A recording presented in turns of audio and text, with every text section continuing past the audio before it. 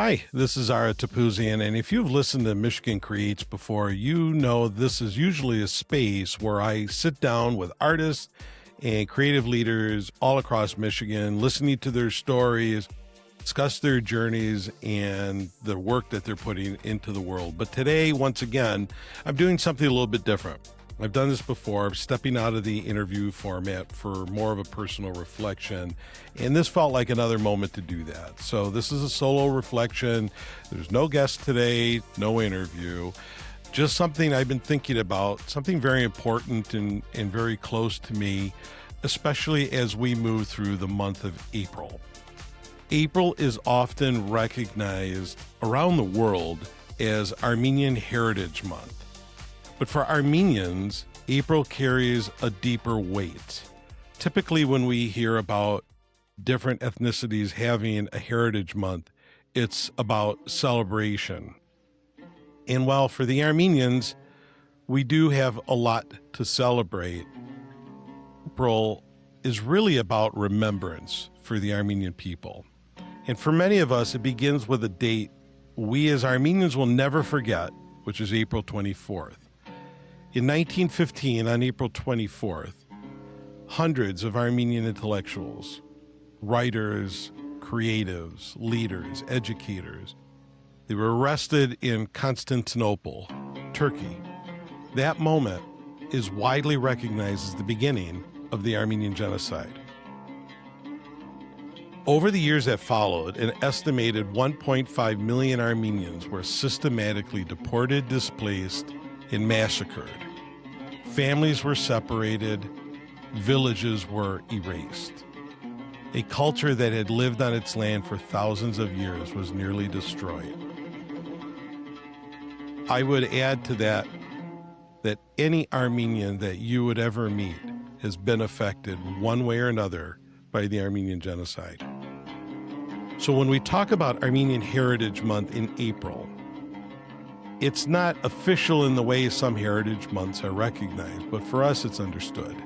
We remember in April because that's when everything changed.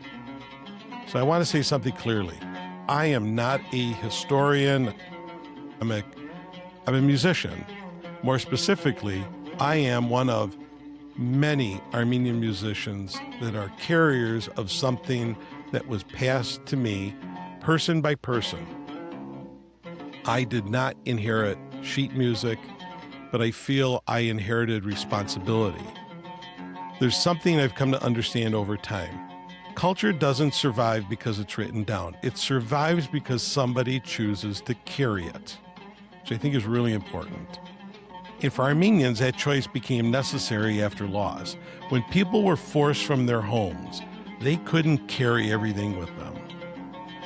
They couldn't bring their villages, they couldn't bring their churches. They couldn't even bring always photographs.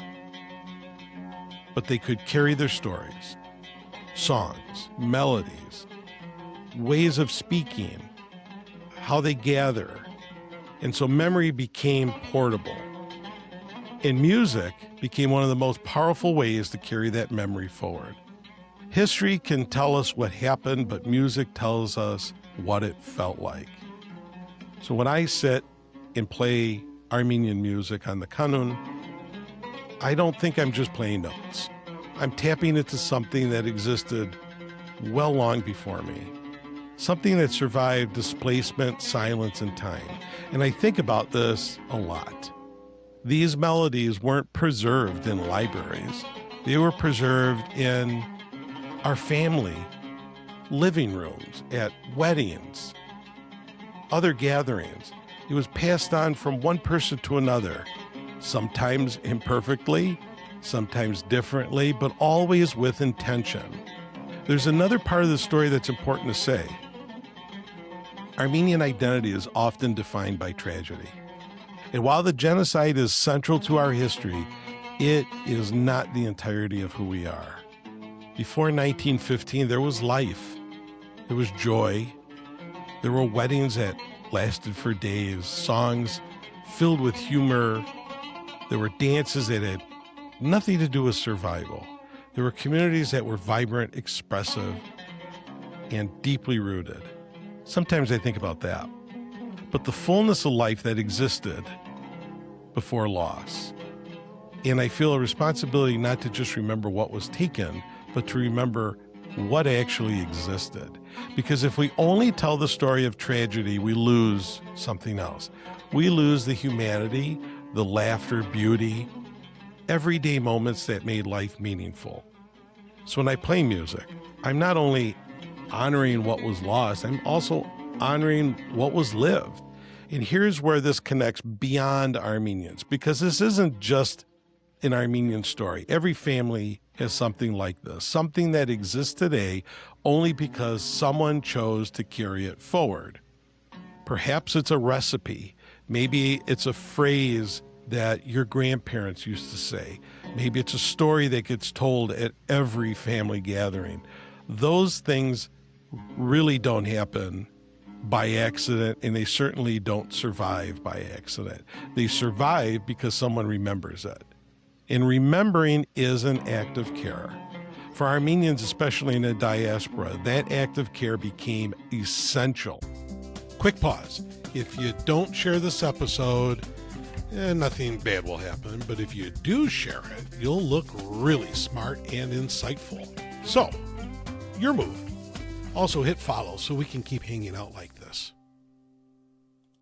Because after the genocide, Armenians were scattered across the world, the Middle East, Europe, the United States. Communities had to rebuild, often from nothing. And the question became, how do you stay connected to something when you're no longer where it began? For many, the answer was simple, but not easy. You carry it in your language, in your music, your traditions. You hopefully teach it to your children, even when it's hard, even when it's inconvenient, even when the world around you is moving in an entirely different direction. That's how culture survives. Not through perfection, not even persistence. So for me, this has become deeply personal because I know I'm just one link in a much longer chain. Like any chain, it's only as strong as each connection.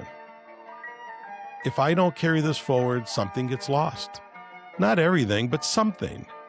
And I think about that responsibility a lot. Not as pressure, but as purpose. So when we recognize Armenian Heritage Month in April, yes, we remember. We remember April 24th. We remember the lives lost. We remember the history that shaped us, but we also do something else. We carry. We carry the stories. We carry the music. We carry the identity that refused to disappear. And maybe that's the invitation here. Not for just Armenians, but for anyone listening. Ask yourself, what are you carrying? What exists in your life today only because someone before you chose to remember it? And maybe more importantly, what will continue because you chose to carry it forward? Because in the end, culture doesn't survive on its own. It survives through people, through choices, through small intentional acts of remembering. Thank you for listening. Thanks for tuning in to another episode of Michigan Creates. We hope you've had fun diving into the creativity of our state. From Motown melodies to artisanal wonders, Michigan never fails to dazzle. But hey, the creativity doesn't stop here. Connect with us online, subscribe to our channel so you don't miss new episodes. Help us spread the word and also share your own artistic stories. So until next time, I'm Ara Topouzian, and I want you to keep those musical instruments in tune, keep those paintbrushes moving, and keep those cameras rolling. Remember, in Michigan, the only limit is your imagination. Stay creative.